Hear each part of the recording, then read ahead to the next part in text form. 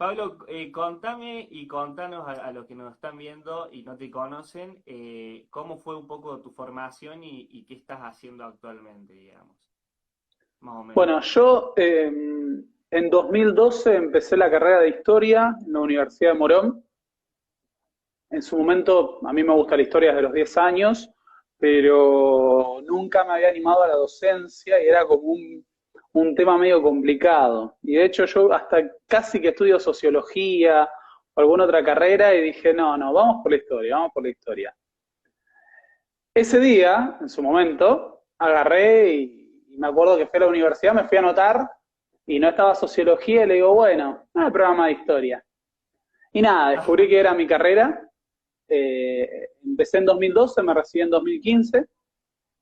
En 2016 arranqué a ejercer la docencia en nivel secundario y universitario, en la misma Universidad de Morón, en la Cátedra de Historia Moderna, y también empecé a cursar la licenciatura. Pero luego trabajo, vida de por medio, terminé la tesis en 2018.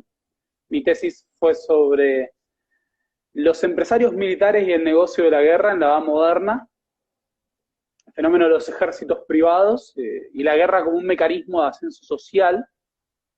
Mira, Y con esa tesis me recibí de licenciado en Historia en 2018. mira vos. De hecho, Bueno, ejerzo la docencia en secundario, pero además a gente de todas las edades. Le doy clases a adolescentes desde primero hasta sexto. En la universidad doy a estudiantes de historia, estudiantes de turismo, y además he dado cursos universitarios a adultos mayores. Así que mira, le he dado desde preadolescentes hasta adultos mayores de 80 y pico de años. o sea, no te falta nadie. No, Y no, e incluso cuando hacemos actividades de vinculación he tenido alumnos de primaria, un par de bueno. veces. Así que todas las edades literalmente. Bueno, bárbaro. La idea, digamos, de esta charla para los que nos están viendo es un poco ir hablando de diferentes temas que vinculan la política, la historia y el periodismo, todo un poco, digamos, pero no una entrevista clásica y rígida, digamos. La idea es primero hablar de un par de temas que ya tengo, digamos, ya separamos, digamos, para hablar y al final dejar 15 minutos para que le hagan preguntas al profe Pablo.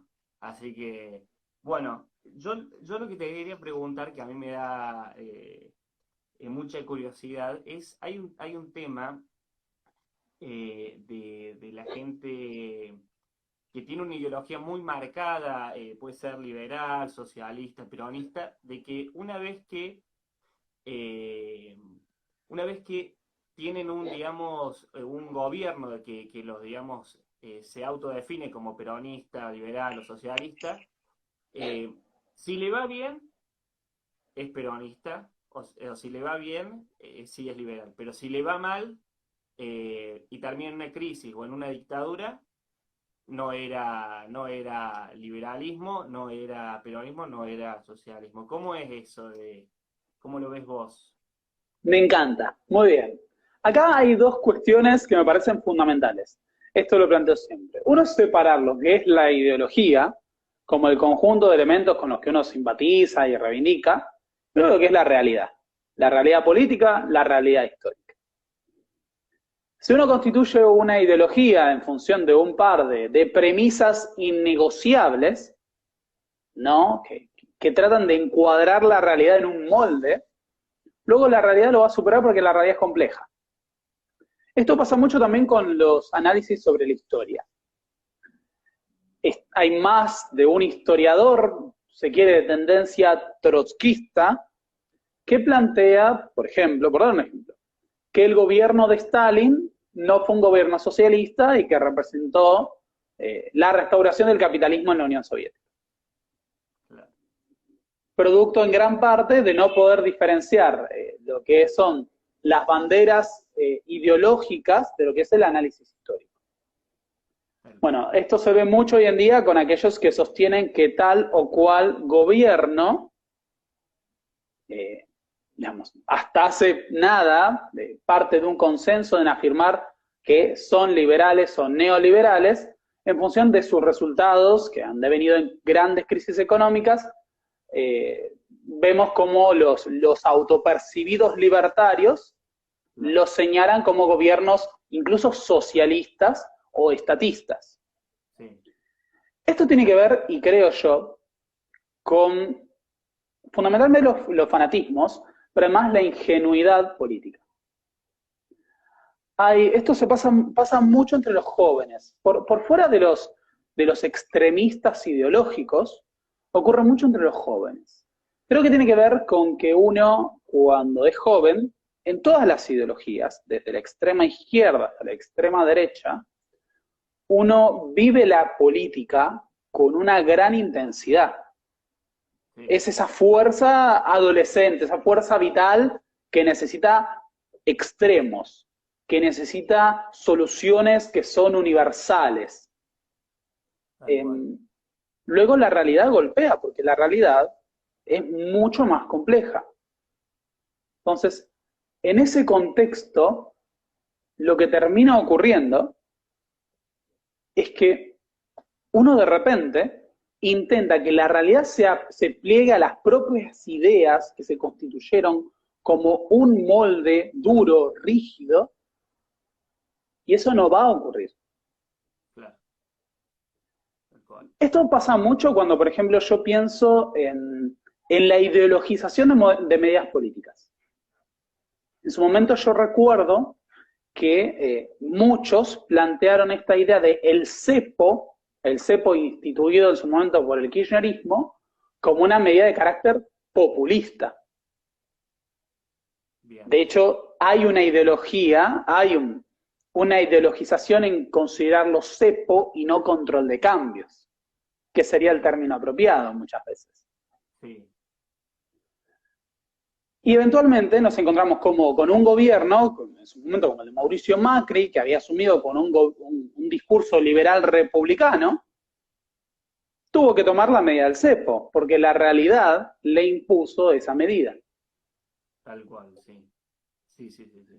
Lo cual lleva a muchos a que de repente digan, no, pero Macri tomó medidas iguales a las del kirchnerismo.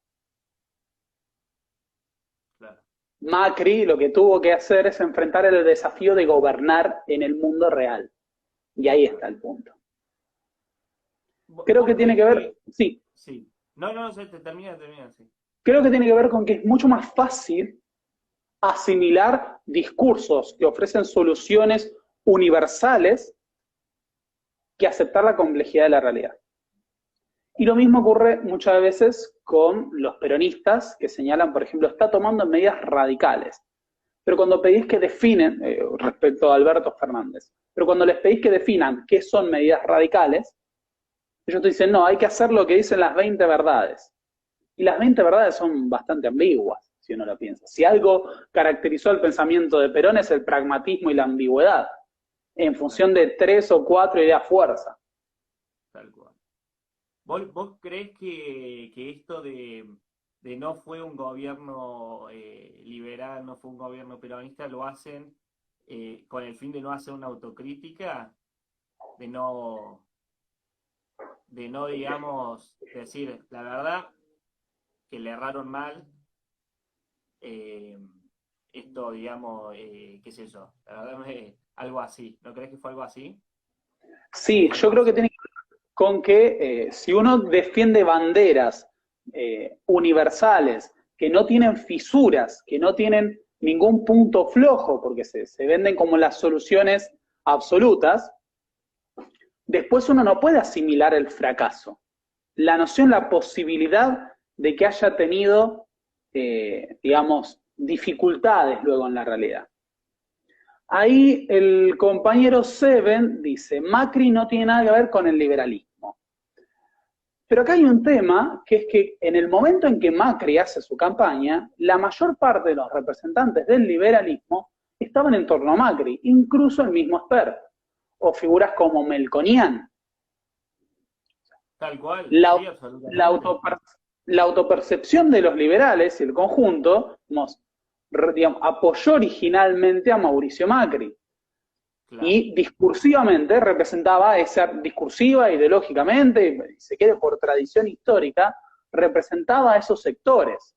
Luego, en el gobierno, obviamente, no tomó medidas puramente liberales, pero porque, y acá esto es un debate para otro, bueno, que también está vinculado, no existen ni el liberalismo ni el socialismo como categorías puras históricas en la misma medida que existen como, digamos, como categorías ideales. No hay un traspaso mecánico de la ideología a la realidad. tal cual, Nunca. tal cual, sí. Bueno, ya que digamos justo se dio el tema hay un tema, digamos, que desde la parte liberal se escucha mucho en debates de televisión también. Me parece que es interesante abordarlo, no con la máxima profundidad, pero sí darle un poco de luz. El tema de que eh, para los adeptos es liberalismo y para los que se oponen es neoliberalismo, digamos. Por esta cosa de no usar el mismo, seguramente lo has hablado en varias oportunidades porque se da el debate eh, bueno, ¿por qué sucede esto de que los que son detractores y consideran que el neoliberalismo justamente es el causante de todos los males en el mundo, lo llaman así porque del otro lado se paran de otra vez? No, nosotros no somos neoliberales, somos liberales, digamos. ¿Qué puedes decirme respecto a eso? Muy bien, creo que tiene que ver fundamentalmente con que unos hablan en términos ideológicos y otros hablan en términos históricos. Ahora, muchas veces el término histórico es levantado como una ideología. Si yo posiblemente le consultara a muchos de los que utilizan la palabra neoliberalismo, ¿por qué hablan de neoliberalismo? Es difícil que me sepan explicar por qué. Ahora, todos lo asimilan a una serie de gobiernos que tuvieron lugar en los últimos 50 años. Casi 50 años. Por el otro lado, el planteo de no existe el neoliberalismo, solo hay liberalismo porque ahí no hay nuevas libertades, tiene que ver Eso justamente con escuché, esto, con rechazar la complejidad histórica. tal cual. ¿Por qué se habla de neoliberalismo? Qué buena pregunta, ¿no? Eh, si quisiéramos comparar, esto no es una chicana, es como para presentar por qué sería absurdo. Posiblemente, si habláramos de neonazis y yo le dijera neonazi a un neonazi, él me diría, yo no soy neonazi, el neonazismo no existe. Claro, tal Bien, cual. ahora vayamos al análisis conceptual e histórico. Es verdad, hay corrientes que son históricamente liberales y en todo caso son los representantes actuales del liberalismo. La diferencia es histórica. ¿Por qué? Porque no son los mismos los reclamos que hicieron los liberales de hace 2 siglos con los que hicieron los liberales de los últimos 50, 70 años. Y porque no es lo mismo las consecuencias prácticas de las mismas ideas en distintos momentos históricos. La exacerbación del liberalismo no tiene la misma consecuencia en políticas económicas a finales del siglo XIX que a finales del siglo XX. Hay que ser muy miope para pensar que no ocurrieron cosas en el medio. Eso por un lado. Por otro lado, se habla de neoliberalismo para diferenciar el impulso que adquirieron los economistas ortodoxos y las políticas económicas ortodoxas en la segunda mitad del siglo XX. ¿Por qué? Bueno, fundamentalmente porque en el periodo entre la crisis del 30 y la crisis del petróleo, o más bien entre la Segunda Guerra Mundial y la crisis del petróleo, estuvo caracterizado por una serie de políticas económicas que fueron mucho más estatistas que aquellas que levantaban los economistas liberales. Y algo que suelen olvidar muchos, y yo lo planteo siempre, es que Hayek, por ejemplo, a quien gran parte de las ciencias sociales considera como uno de los mentores gestores del neoliberalismo, Hayek escribe y habla del camino de la servidumbre. Yo tuve que leer a Hayek. voy a aclarar esto, eh, criticando el capitalismo de su época. Y hoy me dirían, no, pero es socialismo, sí, pero Hayek llamaba socialismo, digamos, muchas veces, o medidas socialistas, a las políticas económicas que se tomaban en los capitalismos occidentales, en Europa, en Estados Unidos, a ese rechazo a la injerencia de los bancos centrales, a las políticas de Estado y demás, era hacia el capitalismo de su tiempo.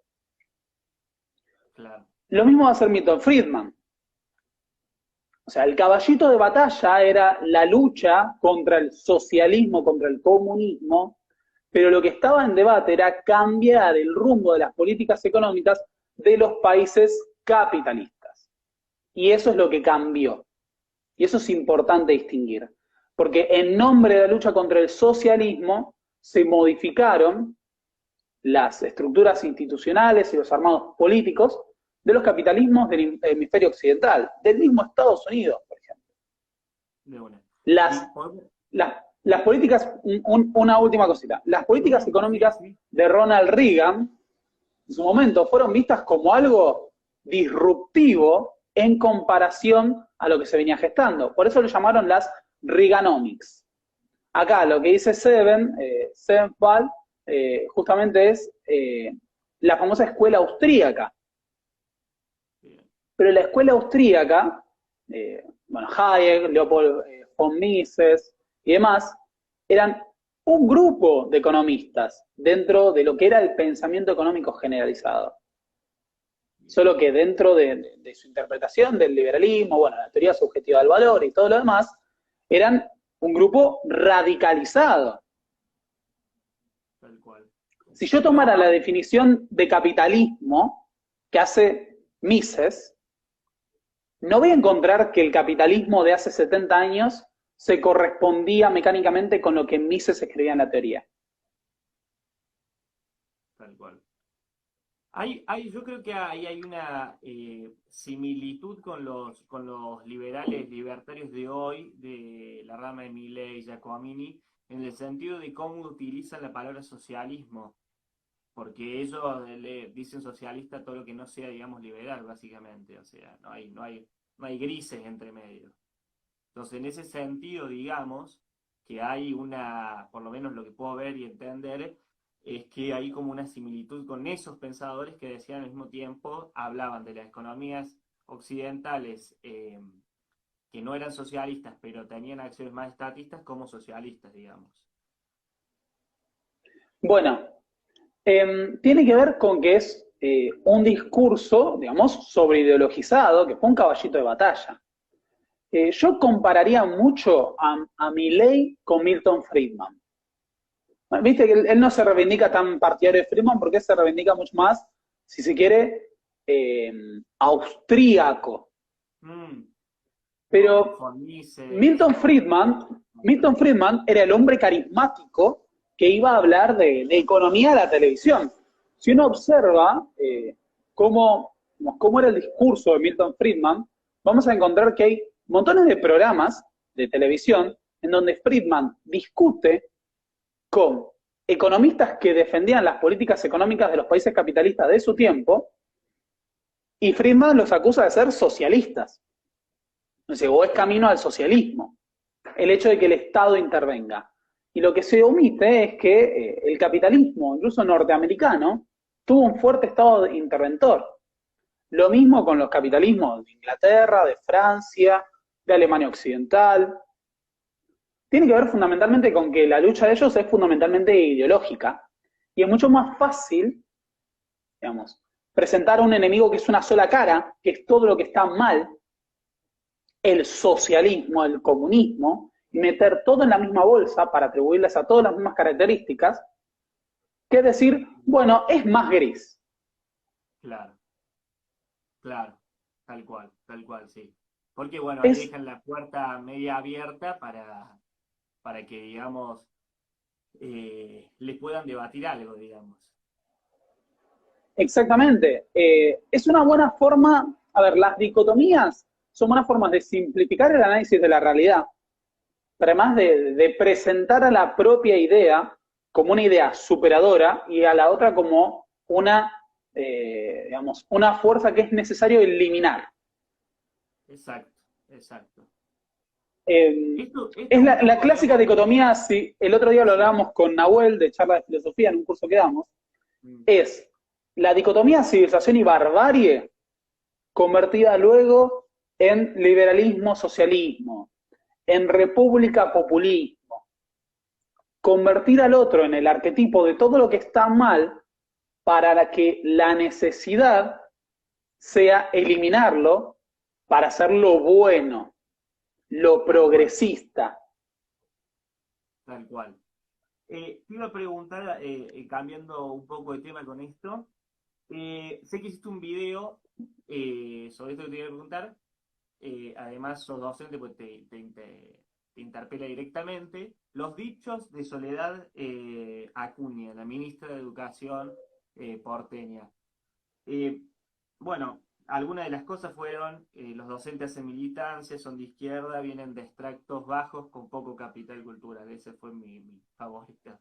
Pero a lo que voy es, eh, ¿qué te parecieron primero y después te hago otra pregunta sobre algo en específico? ¿Qué te Bien, parecieron? bueno, un poquito lo expliqué en mi video. Me parece una absoluta barbaridad. Primero porque también es una visión reduccionista. Todos, todos hemos tenido docentes conservadores, por ejemplo. Yo particularmente, no vamos a dar nombres, la mayoría de mis docentes eran conservadores. En la secundaria. Y había de Bien, profesorado y había de universidad. Algo que omite digamos, la ministra es que docentes hay de terciario y hay de nivel universitario. Incluso yo ejercí en un terciario como ayudante. Yo estuve, mi primera experiencia docente fue a los 20 años como ayudante en un profesorado mira, del conurbano bonaerense, profesorado público, y ahí te encontrás con todo tipo de docentes, de todas las extracciones ideológicas, de todas las extracciones sociales y de todos los niveles de formación. Hay una amplitud en esto, definitivamente. O sea, no vamos a mentir, hay docentes con más y menos formación.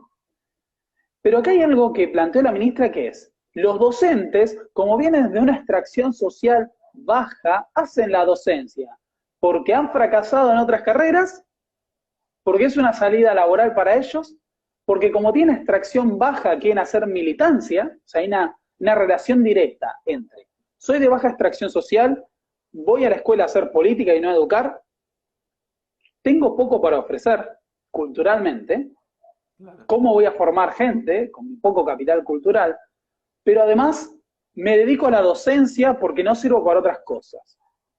Entonces, ¿qué problemático sería en este contexto que de repente te encuentres con la realidad de que si esto es así, la docencia es una carrera que es re fácil, y nada, los formadores de docentes son un desastre. Y eso es lo que también planteó. Los formadores adoctrinan a los docentes para que sean todos izquierdistas. O sea, Bien, está perfecto. Ahí, ¿vos crees que hay, sin entrar, no, la pregunta es esta, ¿vos crees que igual hay mucha militancia partidaria en lo que respecta al secundario y al nivel universitario? Militancia partidaria, porque si no vamos a entrar en la discusión de que todos hacemos, todos militamos por algo y todo es político, que es correcto, pero militancia partidaria, proselitista, ¿vos crees que hay mucha y poca en la bien, educación? en los espacios universitarios y terciarios y en muchas escuelas públicas, la militancia existe desde hace rato. De hecho, la reforma universitaria, en su momento fue producto de la FUBA, la Federación Universitaria Argentina. La militancia existe, eso no hay que negarlo. Pero es muy distinto plantear que la militancia existe a que uno hace la carrera para ser militante. Si uno analiza, digamos, al conjunto del estudiantado en un profesorado o en una universidad, se va a encontrar con que los militantes son el grupo más reducido. Luego puede haber simpatizantes. Y incluso los docentes, la mayor parte de las veces, no solo no militan, sino muchas veces ni siquiera adhieren a las organizaciones que manejan los centros de estudiantes. Tal cual, sí. Es muy... A ver, creo que todo aquel que ha estudiado en algún establecimiento público se ha encontrado con docentes que miren con rechazo a los chicos que entran a hablar de las listas. Acá estoy hablando de la militancia universitaria. Luego, los docentes pueden tener sus propios posicionamientos políticos y pueden ser partidarios o militantes. Y hay docentes que bajan línea. Ahora, ¿los docentes que bajan línea son todos zurdos? En mi experiencia personal, a mí me han bajado muchas más líneas docentes que fueran conservadores o antiperonistas que docentes que fueran de izquierda. Bien. Y yo ingresé al mundo universitario siendo de derecha. Quiero hacer esta aclaración. Bueno, está bárbaro. Las preguntas que tienen las vamos a dejar para los últimos 15 minutos para que sea más ordenado, porque si no vamos a estar hablando y nos van a hacer preguntas, así que le digo esto a la gente que nos está mirando. Está muy bueno. Y la educación en sí, saliendo del ámbito de los dichos de Acuña, la educación en sí, como docente que sos, ¿cómo la ves en un análisis macro, digamos? Se sabe que hay mucha deserción escolar, sobre todo en el secundario, que después eso va a determinar de que, bueno, no puedan conseguir un mejor trabajo la gente con menos recursos, y toda esta problemática y lo que acarrea una deserción, de que tienen que trabajar o porque justamente tienen que trabajar, dejan el colegio. ¿Cómo ves toda esta situación compleja que le pasa a mucha parte de Latinoamérica, pero a lo que nos interpela más a nosotros es Argentina? Bien, voy a reconocer algo muy interesante, que es los resultados de en su momento el plan Aprender. Bueno, el plan Aprender, en su momento implementado por el gobierno de Mauricio Macri, arrojaba una serie de conclusiones muy interesantes, que no fueron tan visibilizadas, pero nosotros como docentes tuvimos acceso porque después se enviaban tanto las conclusiones a nivel institución, o sea, por más que los exámenes eran anónimos, uno tenía los resultados a nivel institucional, institución, a nivel regional, lo de la DIPREGEP de cada uno, a nivel provincial y a nivel nacional. Lo que era el operativo Aprender. No sé si te acordás del operativo Aprender. No. ¿No lo ubicabas? No. Bueno, yo fui docente en el operativo Aprender, bajo el gobierno de Mauricio Macri. Este básicamente consistía en una serie de exámenes, no, más que exámenes, una serie de, vamos a decirle exámenes, que venían complementados con una serie de encuestas. Estos exámenes eran fundamentalmente sobre temas vinculados a lengua, en general a lo que consideraríamos análisis del discurso, lengua, y matemática. Las preguntas y el trabajo estaba pensado para tener un sondeo del nivel que se manejaba en las instituciones, pero además venían acompañados de una serie de encuestas. La situación social, y acá se incluía todo. Desde su estado de ánimo en la escuela, hasta la situación laboral familiar, nivel de estudio en la casa, si cobraban alguna asignación de algún tipo. Acá se dio algo muy loco, Bien. Que es que cuando se analizó en función de lo que podríamos llamar los niveles de rendimiento de los estudiantes en función de institución pública e institución privada, no se trataba justamente de que hubiera un peor nivel en los institutos públicos que en los privados per se, sino que el nivel de rendimiento de los estudiantes estaba fuertemente ligado al posicionamiento social. Es decir, ¿Cómo sería eso? A ver cómo sería. porque vos tenías un acceso para saber el posicionamiento social de cada alumno y demás a partir de las encuestas. Y de repente había mayores tasas de aprobación en donde vos tenías menos pobreza. Bien. El rendimiento estaba parcial, no directamente, pero en cierta forma era proporcional a nivel socioeconómico del estudiantado. Y lo mismo pasaba con los niveles de deserción, muchas veces. Bien. No se trata de que las escuelas públicas, por ejemplo, tengan peor nivel necesariamente, sino que muchas veces lo que ocurre es que cada estudiante enfrenta otras dificultades socioeconómicas al momento de llevar adelante su rendimiento académico en la escuela. Por eso me parece muy interesante considerar que uno de los grandes obstáculos para la educación por fuera, después podemos hablar de los presupuestos educativos, del desarrollo de las escuelas, que son temas importantes. Uno de los grandes obstáculos es justamente la pobreza, digamos, estructural del país. Claro. Siempre, no estoy diciendo que no lo pueda sortear, ojo, que es muy distinto.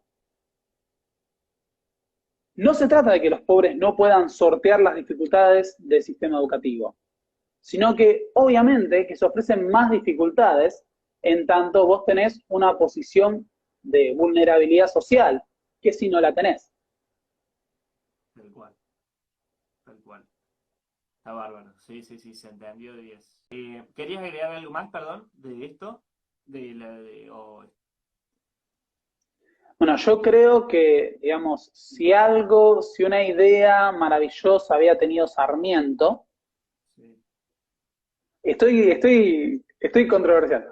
No controversial, pero para muchos de mis seguidores, entre Sí, lo sí. de yo siendo de derecha, uno de los planteos maravillosos que tuvo Sarmiento era esta idea de que la escuela se tenía que convertir en un espacio que compartieran el hijo del peón con el hijo del terrateniente.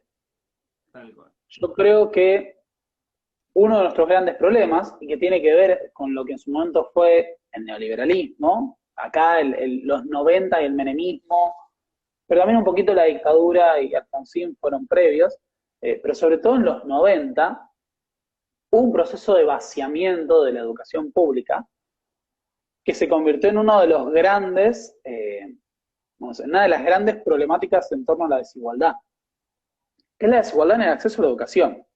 Cuando las escuelas públicas fueron vaciadas, esa famosa Ley Federal de Educación, por la cual las escuelas pasaban de la órbita de nación a la órbita de las provincias sin la asignación de presupuestos, supuso una enorme crisis para el sistema educativo. Y de ahí el proceso de migración de las instituciones públicas a las instituciones privadas. Pero yo siempre le digo a mis alumnos, pregúntenle a sus abuelos si fueron a escuelas públicas o escuelas privadas, y seguramente les digan que fueron a escuelas públicas y que además eran muy buenas. Tal cual. Hasta por lo menos, hasta mis viejos que tienen 50 años, también lo mismo. O sea, en escuelas públicas y al final, bueno, una gran parte de la clase media termina ante, digamos, la baja de calidad educativa, bueno, también acudiendo al privado. Pero es verdad, es totalmente cierto que antes las escuelas públicas eran muy buenas. Después, bueno, sí, era todo el tema de la educación en sí. Eh, Vamos con esta de, ¿qué fueron sin entrar en profundidad, pero en un par de frases, ¿qué fueron los 90 para Argentina? ¿Cómo lo definiría? Uf, bien. No nos da, yo sé que no nos da el tiempo porque son preguntas Sí, sí, complejas, sí. pero está bueno como ir tocando todos los temas. Hay dos formas de responder. Una es el formato meme y otra es el formato académico. En el formato meme, te diría que los 90 eran un tiempo mágico en el que se podía hacer todo y la sociedad mostró todas sus contradicciones de forma explícita porque en los 90 todo era válido. Desde el punto de vista más académico, diría que los 90 pasó, digamos, demostró palpablemente la transición de una sociedad estadocéntrica a una sociedad de mercado. Esto es lo que plantea Marcelo Cavarozzi en su libro. Marcelo Cavarozzi es un politólogo, tiene un libro muy bueno, se llama Autoritarismo y Democracia, que analiza la política argentina desde el 55 hasta el 2007. Para Marcelo Cavarozzi, a partir de la dictadura, pero sobre todo durante el menemismo, se consolidó el paso de una sociedad, de una matriz estadocéntrica a una sociedad mercadocéntrica. El mercado no solo se convirtió en el principal asignador de recursos económicos, sino en el principal regulador de las relaciones sociales y políticas. Podemos pensar en cómo de repente las campañas políticas, porque nosotros estamos muy acostumbrados, Sí. pero todo el marketing de las campañas políticas es un producto, sobre todo de la década del 80, de la década del 90, Menem lo hizo. No podemos no ver digamos, la estética y la estilística de los 90 en el Menem lo hizo. Claro. Es muy representativo de un tiempo. Particularmente para Argentina supuso la entrega de la sociedad a un nuevo pacto social mucho más darwinista, si se quiere. Cuando Foucault hablaba del neoliberalismo y lo pensaba como una tecnología de control, una tecnología de dominación, presentaba esto, la atomización de los individuos, la entrega, digamos, si uno piensa en Sigmund Bauman, el paso de la sociedad disciplinaria a la sociedad de control, de repente el individuo es coercionado por medios económicos, estrictamente económicos. La precariedad laboral, la inseguridad de las finanzas, la inseguridad del empleo. Yo creo que los 90 tuvieron la particularidad de haber roto en gran parte el tejido social de la Argentina. Lo tenemos que pensar en esto, cómo de repente el ámbito de la escuela pública,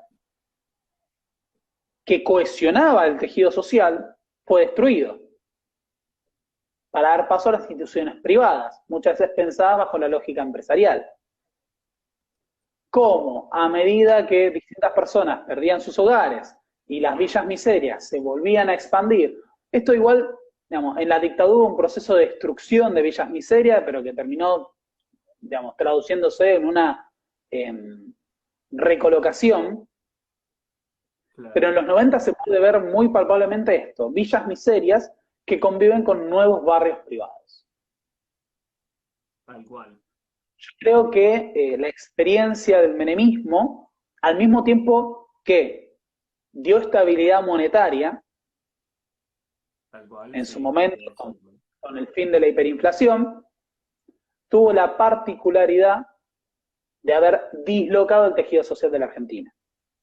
De repente, los horizontes sociales que uno tenía, por ejemplo, la idea de que el trabajo significaba progreso, estudiar una carrera, recibirse, trabajar, era el camino que me llevaba a ser propietario, a tener una vida segura, se rompieron cuando de repente todos nos vimos arrojados a la inestabilidad laboral. Y por qué no incluso la inestabilidad del retiro, con lo que fue la crisis de las AFJP. Tal cual. Sí. Algo, ¿cuál fue el mejor aspecto del kirchnerismo y cuál fue su peor? Muy bien, muy bien. Interesante. Bueno,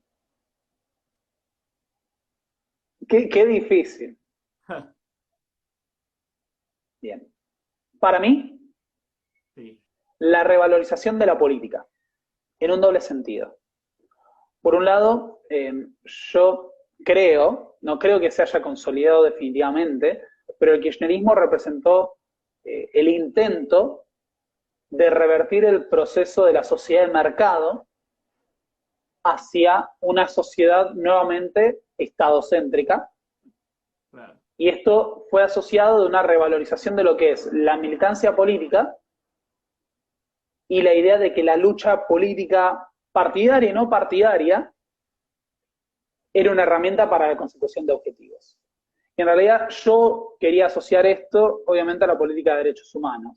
Si a mí me preguntas como historiador, las políticas de memoria, bueno, de memoria y verdad y justicia, si se quiere, implementadas durante el kirchnerismo, el aval y el apoyo a las causas, a partir de un fallo del juez Cavallo que es anterior, siempre digo esto, el fallo del juez Cavallo que considera inconstitucionales las leyes de obediencia debida y puntos finales anterior al kirchnerismo, pero ante el kirchnerismo se le da un fuerte impulso a las causas por los crímenes de lesa humanidad de, los últimos, de la última dictadura, que creo que para mí resultó fundamental. ¿Cuál es la peor contracara del kirchnerismo? Para mí, que a pesar de discursivamente, esto espero que nadie me salte al cuello, me van a saltar al cuello, alguien me va a saltar al cuello. A pesar de discursivamente, ¿cómo? Desactivé los comentarios un rato porque era imposible si no hablar, porque encima eran textos largos. Ya los vamos a habilitar de nuevo para que hagan preguntas Igual, de la última parte.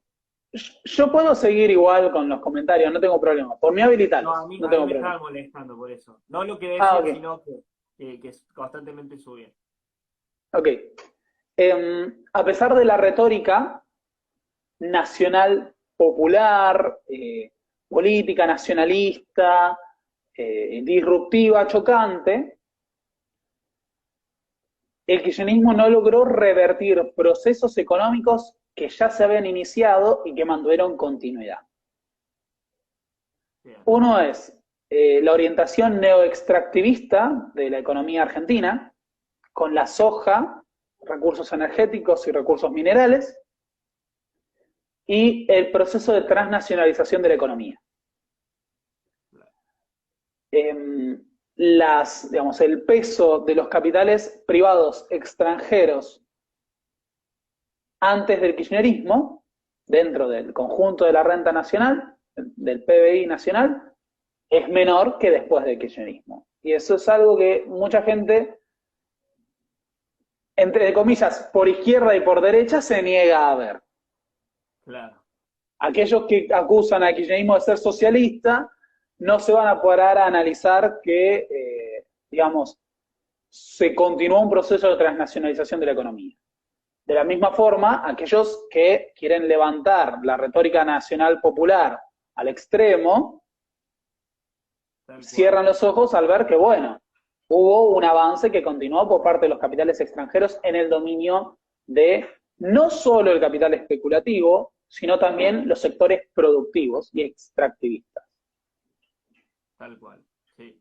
Y ojo con esto, sí. Porque si uno observa lo que es el funcionamiento del complejo sojero, el complejo sojero es un complejo económico fundamentalmente transnacional y vinculado al comercio exterior. Es el sector económico más dinámico de la economía argentina, pero está en manos fundamentalmente privadas y transnacionales. Y como sector, y yo siempre planteo esto, la economía no es disociable de la política. Si uno observa la liquidación de las cosechas y de las divisas por parte del sector del complejo sojero en 2015, va a observar una racionalidad que no es económica y que es política. Claro. Hay un artículo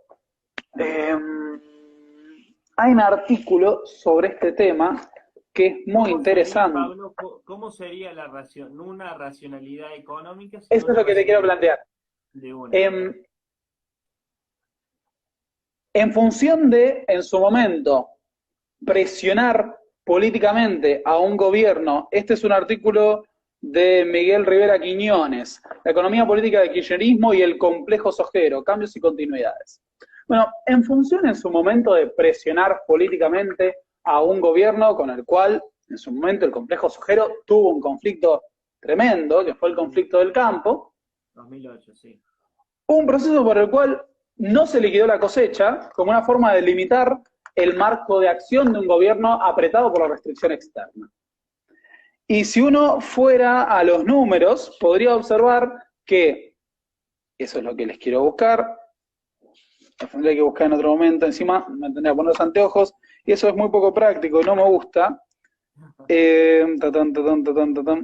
Si uno observara las exportaciones, se daría cuenta de que de repente, entre diciembre de 2015 y marzo de 2016, post devaluación de Macri, el complejo sojero liquidó 3 veces el valor que liquidó entre enero de 2015 y diciembre de 2015. No había cambiado necesariamente el precio internacional. Está bien, podía estar esperando la devaluación, pero incluso si hubiera estado esperando la devaluación, el cambio fue muy drástico. 3 veces más en 3 veces menos tiempo. Control de cambios. Hay una racionalidad económica, pero fíjate que respondía a el interés en que se tomara una medida política, una devaluación. Sí, pero hubo una liberalización del tipo de cambio en ese momento. Sí, pero eso no era el horizonte necesario en la no liquidación previa. Yo no veo la racionalidad económica, digo. Le liberaron el tipo de cambio y te liquido más. Sí, pero vos no sabías que iban a liberar el tipo de cambio. Eso es lo que te quiero decir. Está bien, sí. Si vos... Con Macri, digamos, se sabía que, bueno, eso había sido una de las promesas de él. Pero en enero, Macri no... En las PASO de 2015, Macri sacó poco más del 20%. Después vamos a hablar de cómo se construye un candidato. Pero nada planteaba en enero que fuera a haber una liberación del tipo de cambio en diciembre de 2015. La pregunta es, no es por qué se liquidó la cosecha en diciembre, es por qué no se liquidó antes. Claro.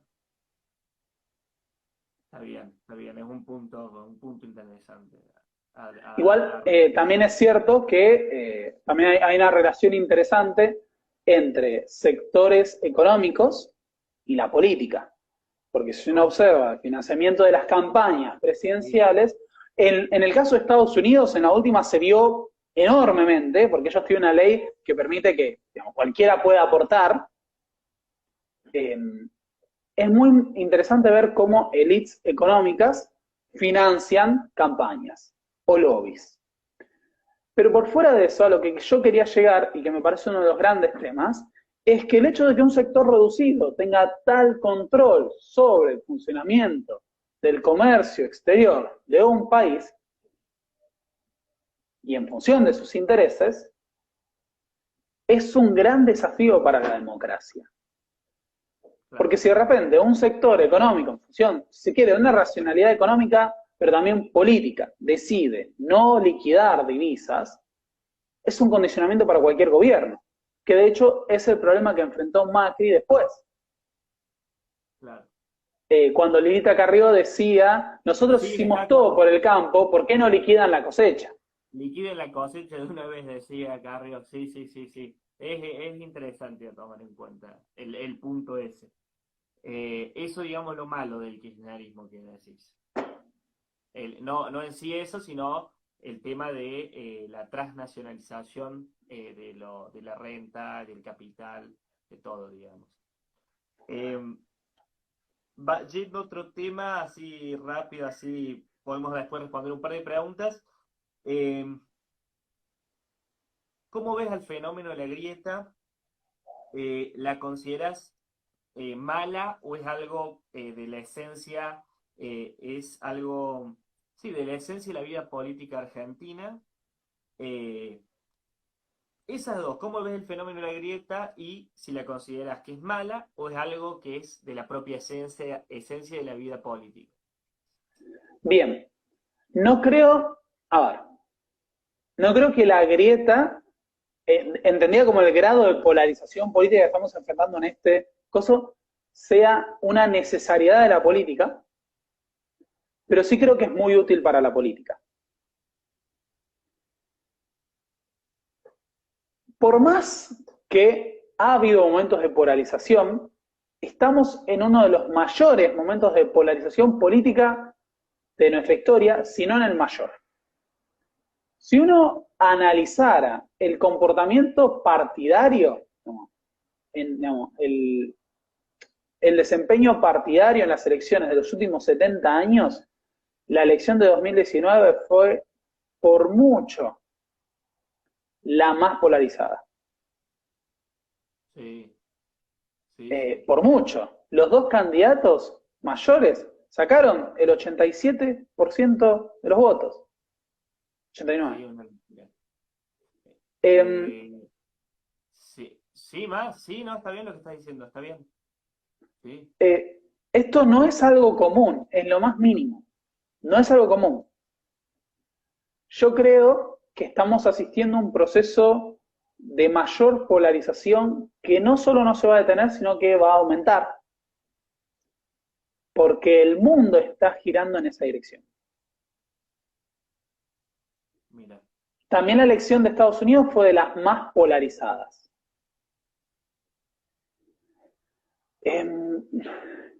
Yo creo que obviamente la grieta y la polarización política ofrecen una visión simplificada del debate político que es útil a las campañas de ambos sectores, pero que lamentablemente nos va a arrojar a esto, a un faccionalismo exacerbado que además viene acompañado de una sobreideologización. Y el gran problema de sobreideologizar el comportamiento político es que de repente las medidas necesarias en distintos momentos, no creo que haya medidas y fórmulas universales, pero las medidas necesarias son vistas o como traiciones o como desvíos, etcétera, y no como la imposición que ofrece la realidad. claro. El gran problema del faccionalismo exacerbado y la sobreideologización del debate político es luego chocarse con la complejidad de la realidad. Claro, sí, absolutamente. El término de hablar en absolutos es totalmente un problema para abordar cualquier problemática. ¿Crees que los medios ayudan a esta, profundizan la grieta? Sí, totalmente. No solo la profundizan, sino que se hace un uso político muy interesante de esto. Lo que yo te decía antes, es la reedición de la dicotomía civilización y barbarie, devenida república, populismo, democracia, populismo, o capitalismo, socialismo. Claro, Necesario, porque yo conformo mi identidad en función de un otro que representa todo lo que está mal. Entonces, tal cual, exactamente. y más en este contexto, uno observa como no solo los medios de comunicación presentados como los diarios, sino el mismo funcionamiento de los algoritmos de las redes sociales potencian el faccionalismo. Sí, definitivamente. Eh, y produce que, digamos, que dos personas de la misma clase social, eh, por esta grieta, por esta polarización de opiniones al extremo, no se puedan unir en causas comunes, llegar a consensos para lograr avances en causas comunes. Por ejemplo, me imagino una disminución de los impuestos para ellos, por ejemplo. Entonces, Es increíble que siempre no nos podamos proponer bajar el IVA, es lo único que voy a decir. exactamente, El impuesto exactamente. más regresivo que hay. Sí. Paga lo mismo un rico que una chica con que no tiene nada Además de que es un poder impuesto adquisitivo. muy pesado en proporción al consumo de los bienes de primera necesidad. Exacto, sí, sí, sí, sí.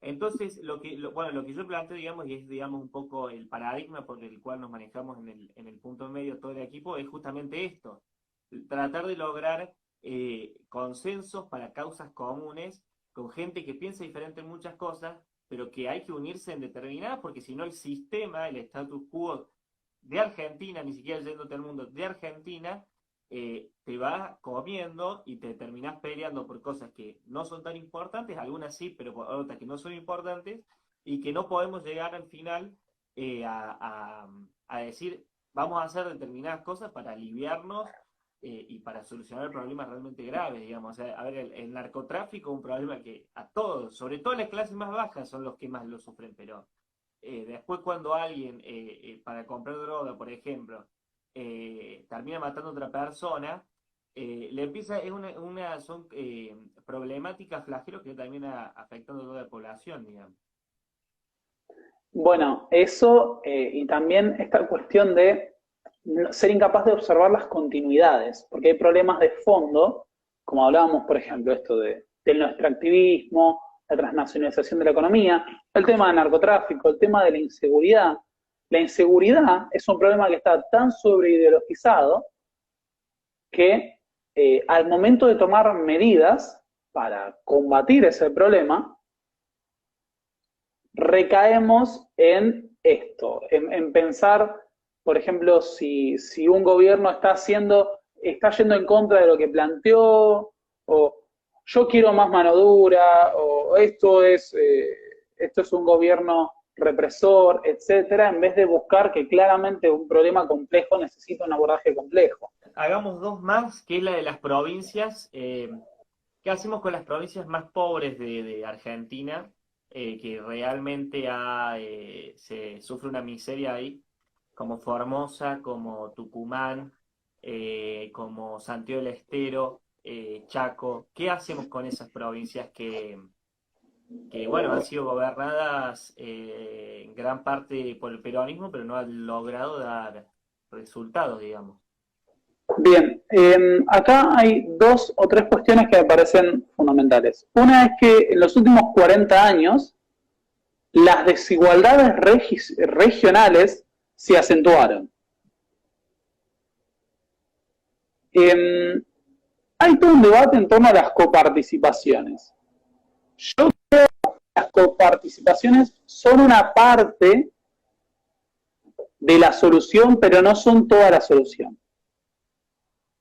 Creo que uno de los grandes problemas que han enfrentado las provincias es el perfil productivo que tienen.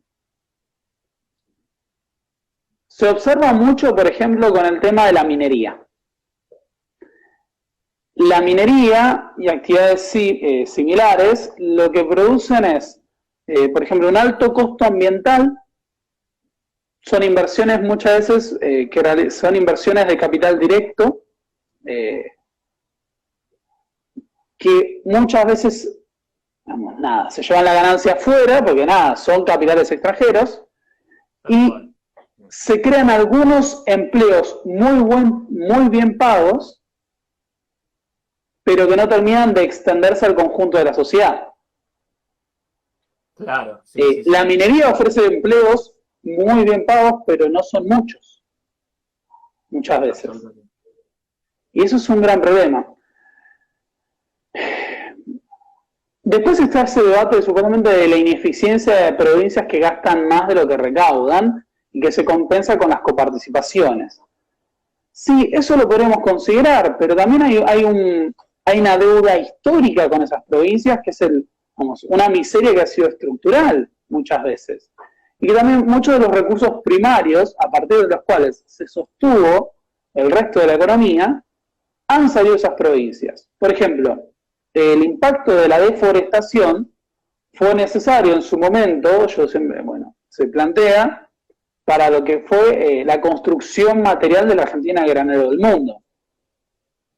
Tal cual. O sea, ¿de dónde salieron las vías de tren? Claro. O sea, ¿dónde salieron todos esos durmientes? Esos cientos de miles de durmientes que requirió unir materialmente el país para que funcione el granero del mundo. Tal cual. Por dar un ejemplo,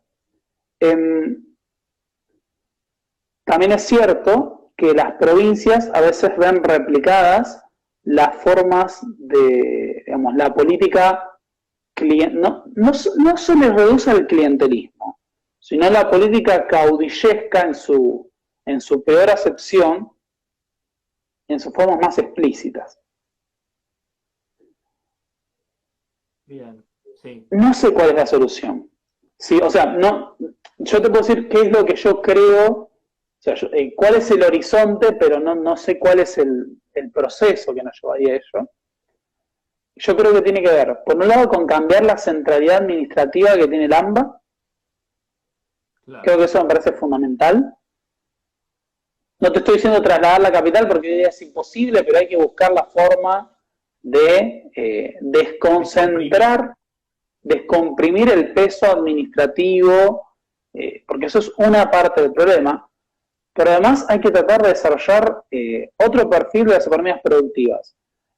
No puede basarse la situación de empleo, a esto es a lo que quiero ir, el hecho de que el empleo en muchas provincias se base en el Estado, una guarnición militar o de caminos, y un par de empresas transnacionales extractivas, no son la solución a largo plazo.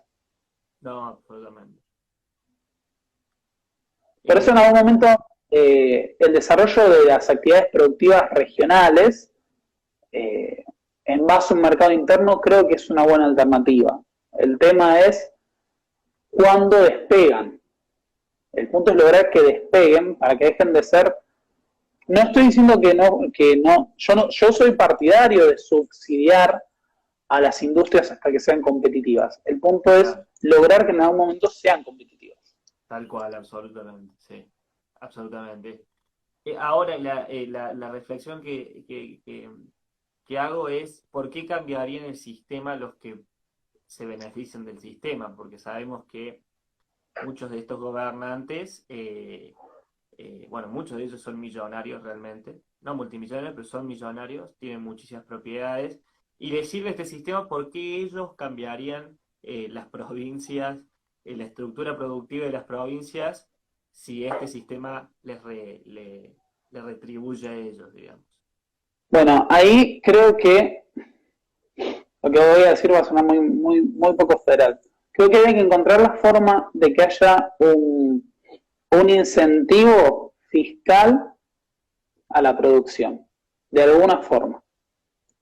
Tanto en la percepción, aunque sea mínima, o para no desincentivar la competitividad, la percepción de una parte de la fiscalidad de esas actividades productivas por parte de las provincias, como también, si se quiere, la producción, digamos, el otorgar beneficios de algún tipo a las provincias que incentiven las inversiones productivas. De nuevo, pero no quedarnos en el extractivismo, porque el extractivismo muchas veces lo que hace es que en función de unas ganancias extraordinarias para unos pocos, se paga un enorme precio, por ejemplo, en derecho al acceso al agua.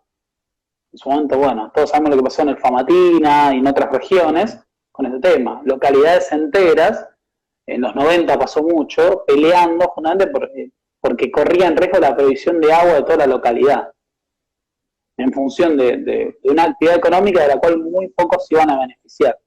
Con muy pocos no me refiero solo a los dueños, sino a esta cuestión de empleos demasiado localizados, temporales, que dan salarios muy altos, pero que no permanecen. Tal cual, los famosos trabajadores golondrinas que van en busca de trabajo y después queda el tendal, digamos. La última pregunta y abro los comentarios para que la gente, si quiere, pueda hacerme unos 5 minutos de preguntas. A la corrupción, ¿cómo la ves desde una perspectiva histórica? ¿Cómo la ves? Y ¿cuál es tu, digamos, qué sentís esto desde tu lugar, digamos, de analista de la historia argentina? Muy bien. En 2018, en un congreso, en el Congreso Nacional de Historia Moderna y Contemporánea, ese año se hizo en Salta, me encontré con una autora española que trabajaba el tema de la corrupción en el antiguo régimen. Problema muy difícil de analizar hace 400 años, por lo tanto la corrupción es un fenómeno que se caracteriza porque las fuentes son esquivas, muchas veces. Claro. En función de esto planteaba esta cuestión de darle nombre, ¿no? Darle entidad a la corrupción para poder analizarla como algo que existió, algo que existe. Y ese es uno de los grandes problemas. Una vez que le damos entidad a la corrupción, el tema es no sobreideologizar la corrupción y entender cuáles son los problemas de fondo.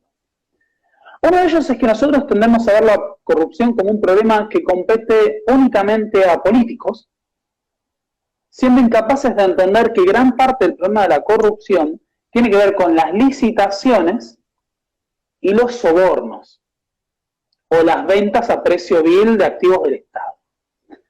Que por lo tanto, esa serie de fenómenos competen mucho a nuestra clase empresarial. No, absolutamente. Sí, sí.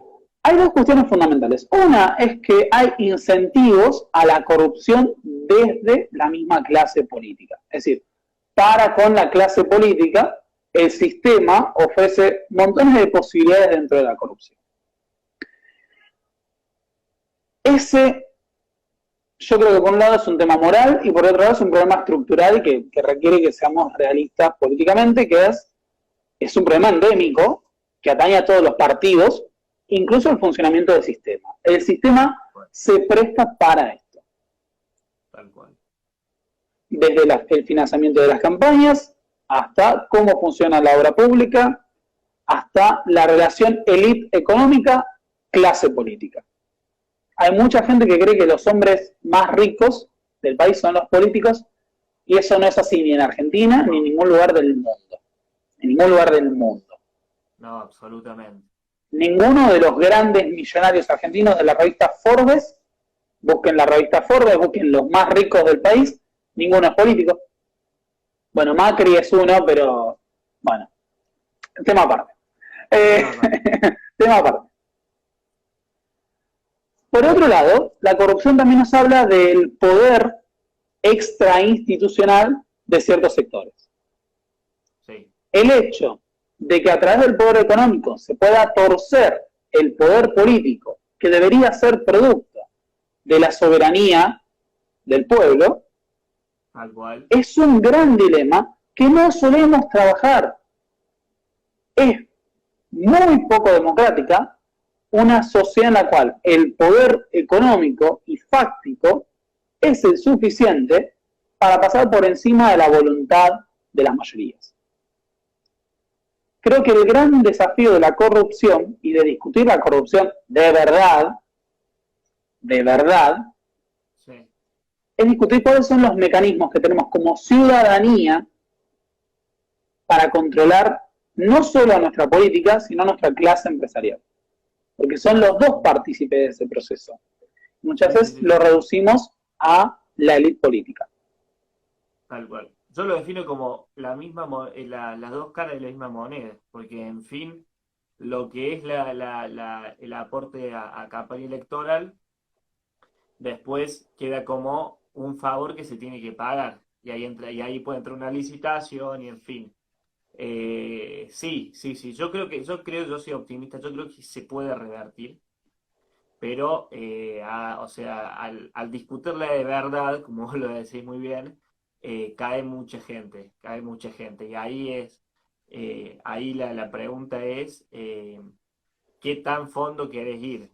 Porque cuando fue lo de los cuadernos, estaban los empresarios más importantes y más ricos del país desfilando por Comodoro Pi.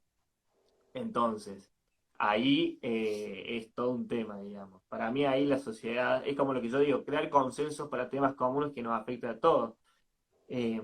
Así que creo que es por ahí Porque ahí está el tema. El capital, el gran capital no tiene ideología. Eso de la gente, bueno, sí tiene ideología, pero no es una ideología partidaria. Por eso se entrecruzan tanto los cables cuando uno empieza a hilar fino las causas de corrupción. Exactamente, sí, Siempre sí, vas a sí, sí, encontrar un cable que cruce al otro. Obvio, sí, porque así funciona. Por claro. eso discutir la corrupción en serio requiere que dejemos y abandonemos esta idea de usar a las operaciones judiciales, bueno, lawfare, hoy en día del que se habla mucho y requeriría todo un video en vivo aparte, para que la corrupción sea el caballito de batalla de unos contra otros según quien gobierna y tiene la justicia, va, al poder judicial de su lado. Bien, sí, sí, sí. Bueno, para cerrar, hagamos si alguien quiere hacer alguna pregunta. Seguro se Igual viene las algo preguntas son complicado. para los dos, no para mí, para los dos. Para los dos entonces, para los dos. Así que los escuchamos.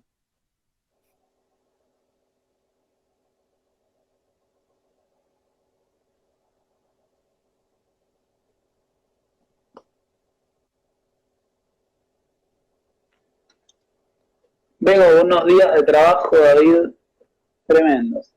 ¿Sí? Mañana voy a la escuela, Oh, Chan. Sí, mañana me toca ir a la escuela. Increíble. ¿cómo es esto? ¿Por qué tenés Las que ir? actividades de revinculación. Ah, Sí, sí, sí. sí, con alumnos. Todo. Son pruebas, digamos, No, no. ¿no? Actividades que tienen que ver con volver a acercar a los alumnos a las instituciones, fundamentalmente. De una. Ahí viene la primera de bordismo, que creo que es tu partido político ese. No me hago cargo de eso. Sí, vivimos en un sistema fundamentalmente oligárquico en lo económico. Y que tiene que ver con esto que decimos. Es la fuerza corporativa que tienen ciertos sectores para poder torcer incluso al poder político a su propio beneficio. Ese poder que se ejerce, eh, digamos, no tiene ningún contrapeso, ni institucional, ni por parte del control civil. Y ese es el gran desafío de nuestras democracias, que existan corporaciones con tanto poder de hecho en nuestra sociedad. Lo que Como por cabría ejemplo, ahí hacer una reflexión es por qué en otros países han logrado, a pesar de tener corporaciones hasta a veces más grandes que las que están acá, de hecho no son más grandes, han podido plantársele y han constituido un tejido social, una sociedad, qué sé yo, pienso en Canadá, pienso en los países nórdicos, otros países, bueno, que han Australia. logrado, claro, Australia, Nueva Zelanda, han logrado, a pesar de esas corporaciones, lograr una mejor calidad de vida. Entonces, habría que ver, digamos, qué está pasando acá, para tener un horizonte, un ejemplo. Es igual, de nuevo, mejor calidad de vida, igual puede ser compatible con este hecho, que es el hecho de que tengamos grupos corporativos que tengan tanto peso, que es lo que se puede ver en Estados Unidos con el tema de las últimas elecciones, para mí. ¿Cómo El se ve? desafío del día de mañana tener a estos mega Ah, millonarios que claro, además no, sí, no solo controlan no solo redes de distribución, sino los mismos, eh, no los medios de comunicación entendidos simple y llanamente como la tele y los canales, sino el mismo funcionamiento de las redes sociales, claro, no, sí, absolutamente, que absolutamente, permiten sí. alterar la opinión pública a gusto. Ahí hay otra. ¿Qué piensan que pasaría si se le quita la intervención del Estado asumiendo un partido liberal? Aunque duda de que pasaría el S. ¿Qué sería la intervención del Estado? Ojo con eso, porque el Estado siempre interviene. En el liberalismo el Estado también interviene, pero de otra forma. El Estado que se sostenía, ¿no? Justamente el Estado, muchas veces en la práctica de lo que han sido distintos gobiernos liberales, vamos a pensar en Ronald Reagan, eh, interviene, pero en otras esferas. Por ejemplo, interviene en el control social. Claro. el Estado de Reagan fue mucho más represivo que el Estado de Carter, por ejemplo.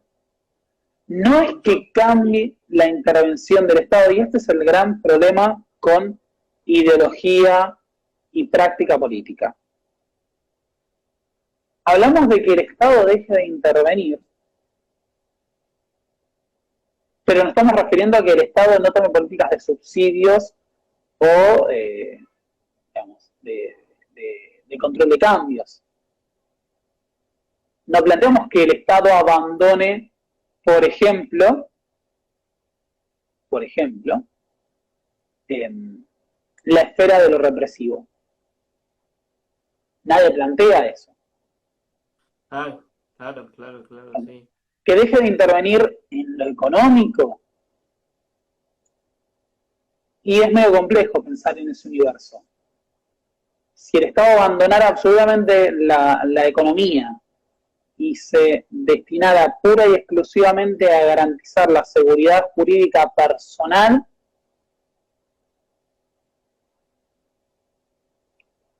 bueno, estaríamos en una distopia en la cual todo estaría mercantilizado y que no habría muchas certezas, sobre todo en nuestras economías. Ojo con esto, porque una cosa es hacerlo en una economía desarrollada y otra es hacerlo en la nuestra. Yo creo que una parte muy importante, un ejemplo que la gente no suele buscar para pensar en esas posibilidades, es el funcionamiento de los paraísos fiscales de Centroamérica. Miramos Europa además, pero no miramos cómo funcionan esos países en los cuales, digamos, el Estado ha relegado gran parte de la gestión social. Bueno, ahí vamos con otra, Francisco Oliver. La victoria electoral en Nueva Zelanda del laborismo, los cambios de aires en Latinoamérica, Bolivia, Chile, Perú, Ecuador, Brasil y en Estados Unidos de Biden, ¿puede marcar un cambio en la orientación política mundial post-pandemia? Yo creo que estamos iniciando la ola progresista de nuestro tiempo, pero no sé qué cambios prácticos estructurales puede ofrecer.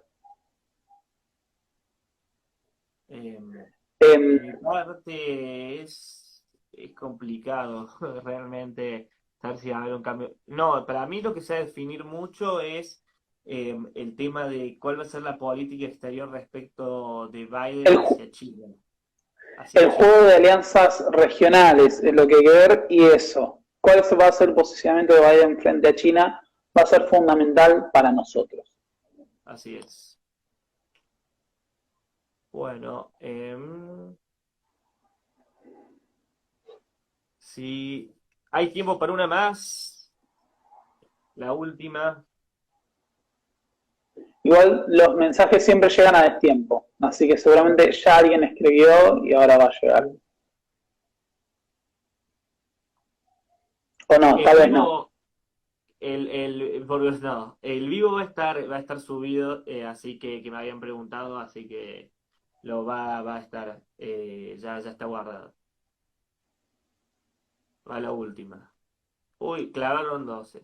Sí, yo creo que esa ola progresista va a tener su contraparte en este mundo cada vez más polarizado, en un exacerbado conservadurismo que ya se está gestando. Digamos, Trump ya se está convirtiendo en un representante de ello, lo podemos ver en todo lo que fueron, digamos, los últimos debates, o sea, en lo que fue el debate presidencial, la campaña. Trump y los republicanos se presentaban como el orden, la familia, la religión, y su oposición era el comunismo, el socialismo, la criminalidad. Lo mismo lo podemos observar con Bolsonaro y cómo se perfila frente a lo que ocurre en el mundo. Tal cual, mejor explicado imposible. Vamos, ¿cuáles son las ventajas y desventajas de la virtualización de las relaciones con estudiantes? Esa es más es para vos, Pablo. Bien, ventajas.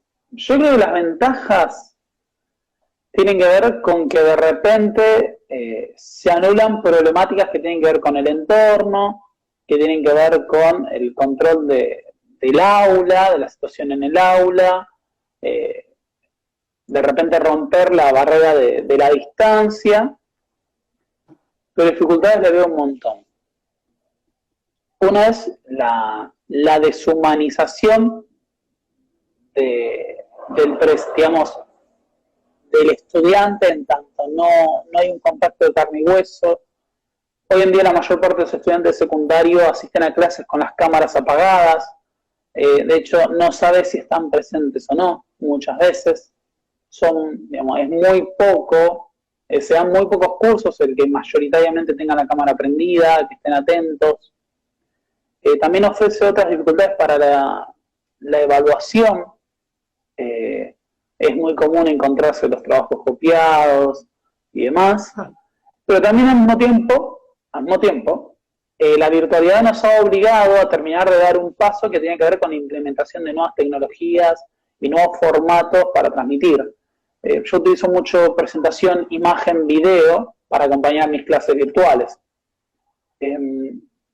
Todo ese conjunto de herramientas, además que permiten otra forma de evaluar y demás, son herramientas que creo que van a perdurar y que van a ser parte del progreso dentro del campo educativo. Sí.